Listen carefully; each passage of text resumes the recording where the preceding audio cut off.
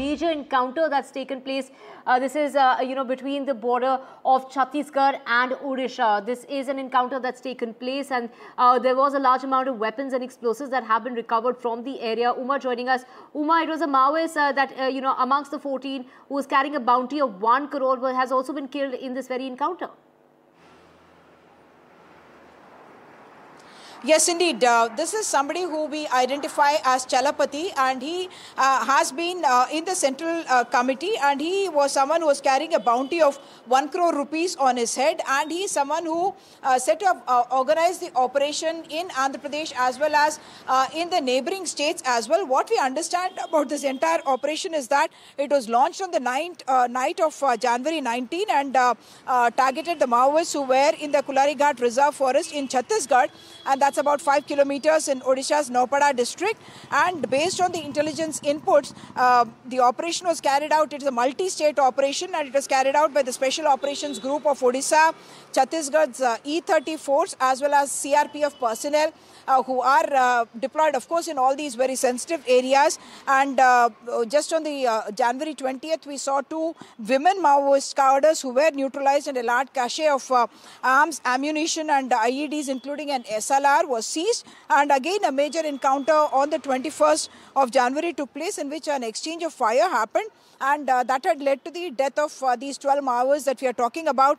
And from them as well, weapons and ammunitions have been recovered. The scale of this operation, if you were to look at, this is something that is involving Maoists from multiple states, and therefore the security forces as well garnered from Odisha, Chhattisgarh, as well as the Central Paramilitary Force, which is the CRPF, and we are told as many as 1,000 personnel from all these states are involved in this operation, and therefore it's a very high-scale operation, interstate operations with a lot of coordination that was required between these multiple security agencies. And we must remember that neutralizing someone like Mr. Chalapati would be considered a very major gain. We have not got the inputs yet on the identity of the others, but I would presume that not all top leaders travel together. The usual standard operating procedure is that if you have very high-level ranking officers in one place, that could lead to security risk, and therefore the SOP is that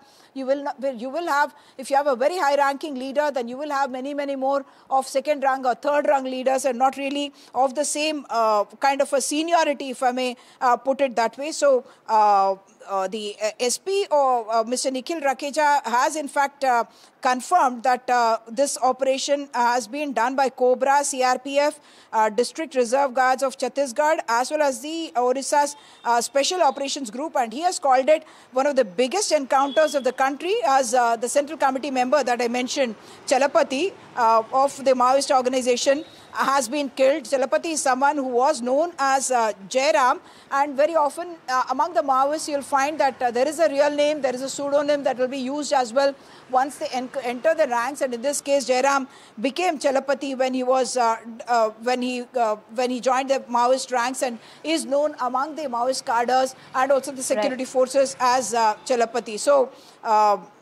very rarely do you get an arrest of a Central Committee member.